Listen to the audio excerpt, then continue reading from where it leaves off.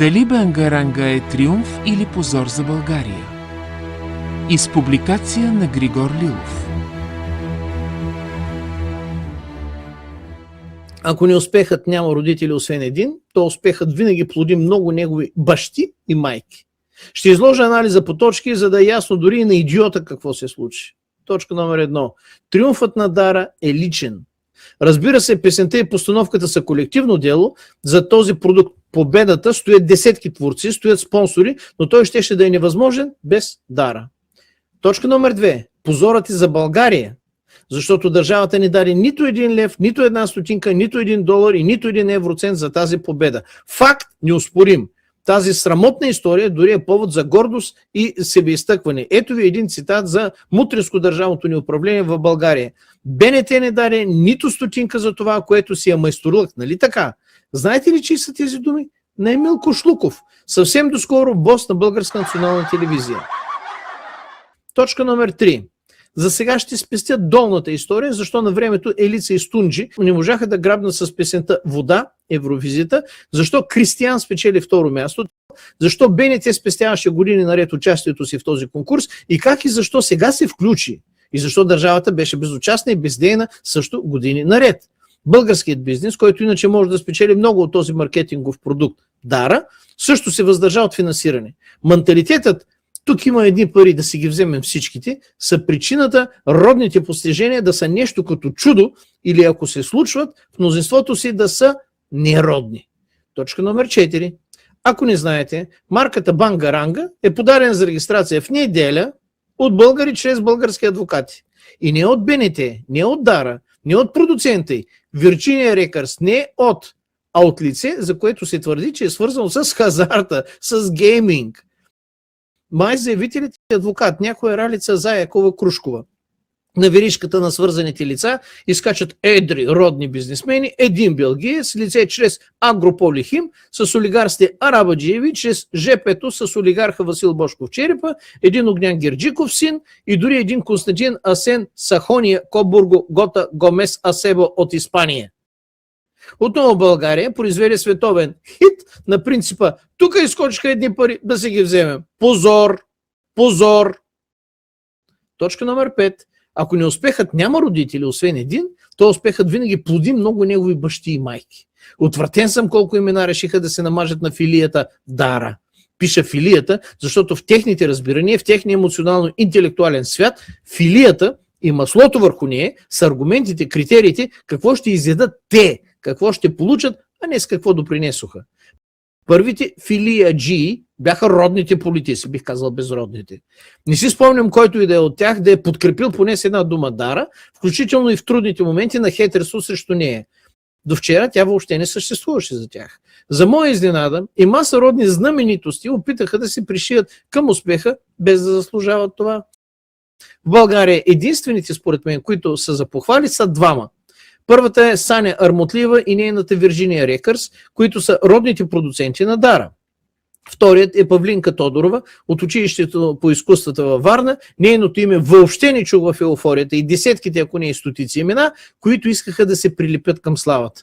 А тя е музикалната учителка на Дара. Да не забравя, тя е и майката на Елица Тодорова, Елица и Стунджи, които жестоко бяха порязани на Евровизията през 2007 година. Апропо, Дара участва във филма на Елица "Вода" и самата тя в участието в шоуто "Като две капки вода" избра да представя единствено българката Елица, другите имитации бяха на чуждестранни звезди. Точка номер 6. Победата на Дара няма нищо общо с нелепостта, че тя е плод награда за влизането в еврозоната.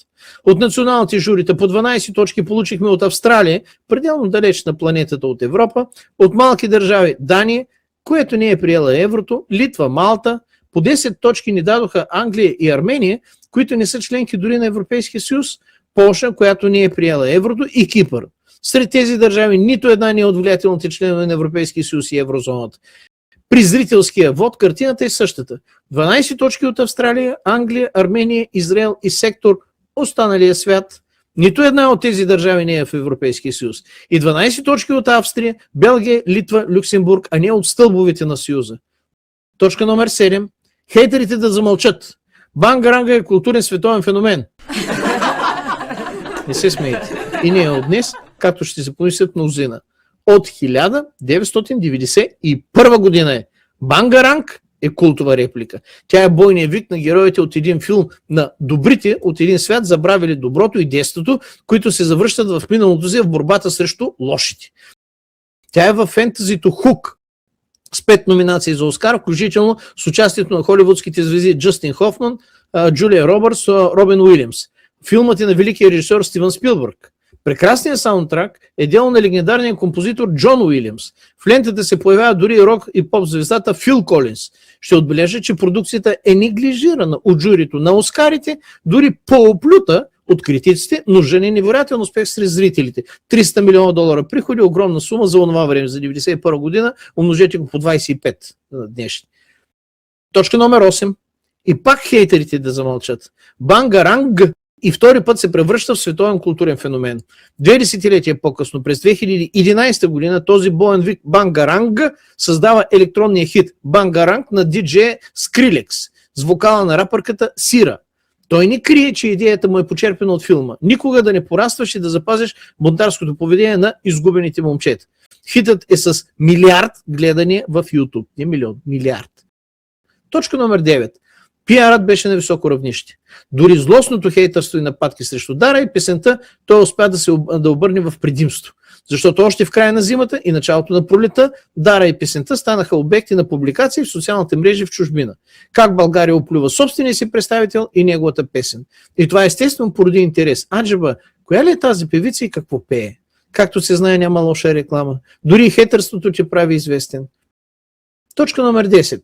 Дара и песента и Бангаранга сега за трети път могат да се превърнат в световен културен феномен. Но пази Боже от намесата на народните авторитети.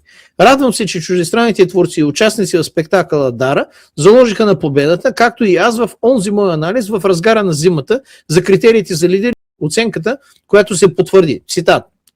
Личното ми мнение.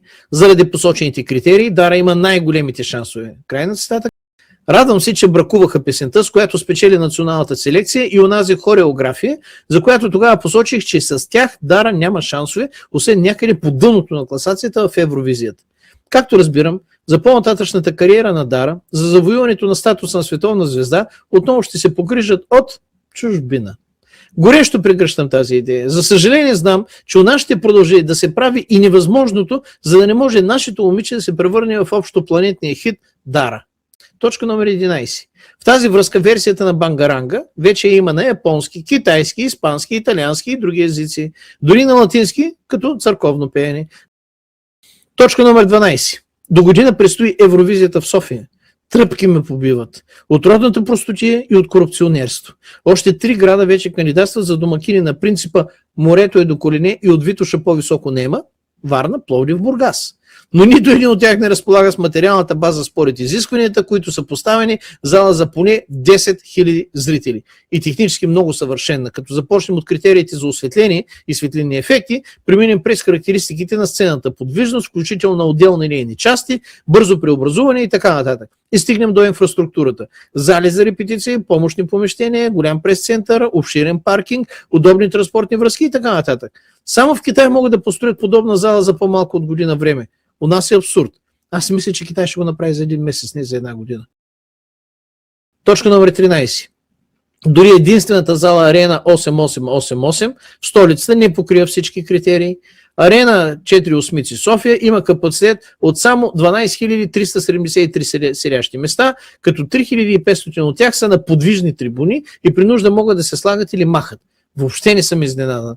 Тогава в моето разследване посочих, че е проектирана, започната и платена на една цена, но в хода на строителството капацитетът и възможностите бяха редуцирани почти двойно. Т.е. възможностите бяха съкратени двойно.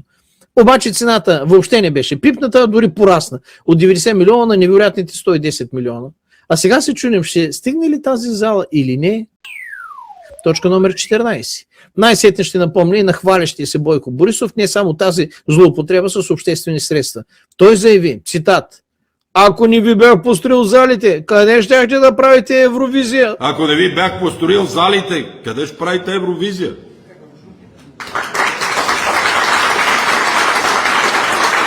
Кметът Терзиев, понеже е много чиста столицата, подредена е във всичко, щял да постеля червения килим. Пред коя зала?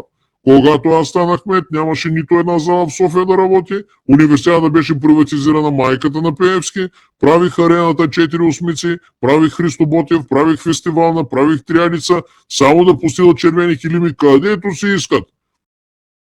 Тези зали са правени обаче при социализма.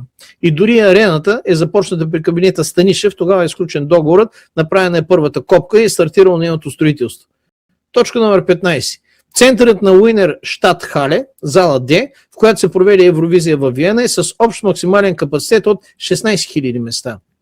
Обаче по време на живото излъчване той беше намален на 11 200 зрители, минус 4800. Това се дължи на огромната сцена, зелената стая, Green Room и необходимите телевизионни и технически зони в залата. Дали зала Арена ще стигне? Капацитетът и при тези параметри спада на само 7573 места. Освен това в центъра са налични още две големи зали, един бизнес салон, едно така наречено студио и така нататък и така нататък. И проблемът не е само в капацитета и спомагателните помещения към залата. Тази зала трябва да може да се превърне в телевизионна фабрика. Наред с това проблемът е с летище и с много свързано с други летища, технически пространства, хотелска база, включително близко стояща и други десетки параметри. Така че морето не е до колене и дори столицата ще срещне сериозни проблеми. Прочетохте ли го, господин кмете? А вие, господин премиер? Хайде сега, най-сетне, за толкова десетилетия, поне един път да се подходи високо професионално към даден проблем, а не урболешката по доморасни представи и незнание. Точка номер 16. Какво ще произведат правителството и кмета, не се наемам да прогнозирам. Всъщност със сигурност обръщите около тях ще приложат максимата, тук се отвориха едни пари да си ги вземем всичките. И съответно България ще се осере. Крайно време и на корупцията да се сложи край. Поне при толкова голямо международно събитие, което е неповторим шанс, включително и финансово-икономически. След като страната ни не пожела и не успя да брандира като световна марка естрадния продукт Дара, а това свършиха чужденци, поне да се постарае да брандира самата себе си като привлекателен продукт. Аз лично ще предложа Пловдив, Варна и Велико Търново да бъдат интегрирани в конкурса, защо не и златните ни съкровища. Например, ето е идея да се предвиди за победители и родна награда, копия на Панагюрски ритон, или за победители в зрителския вод, или за... Интеграцията на трите града е възможна по много начини и способи. За Пловдив и Велико Търново, задължително чрез амфитеатъра и респективно чрез Царевец. Възможностите и идеите не са проблем. Може и обществеността да се привлече в тяхното изработване. Включително чуждестранна помощ да се потърси и плати, включително да се направи допитване сред хората за идеи. А най-важното е да се премахне големия проблем – народната олигархично-финансово-икономическа прослойка и политиците ни за бизнеса като начин на кражба. Спрете да крадете и не се правете на велики, за да не заменим триумфа сега на Дара с позора на България до година. Послепис. 17 годишният Никола Веселинов от Софийската математическа гимназия сега през май стана лауреат от 1700 участници на световния конкурс в САЩ за постижение на ученици, студенти и млади учени. Regeneron ISEF в област математика за разрешимост на мероморфни уравнения в елементарни функции. Браво, момче! Все така, да завиждат хейтерите, общо го наградиха с над $75 000. Има с какво да се гордеят българите, но държавата ни не.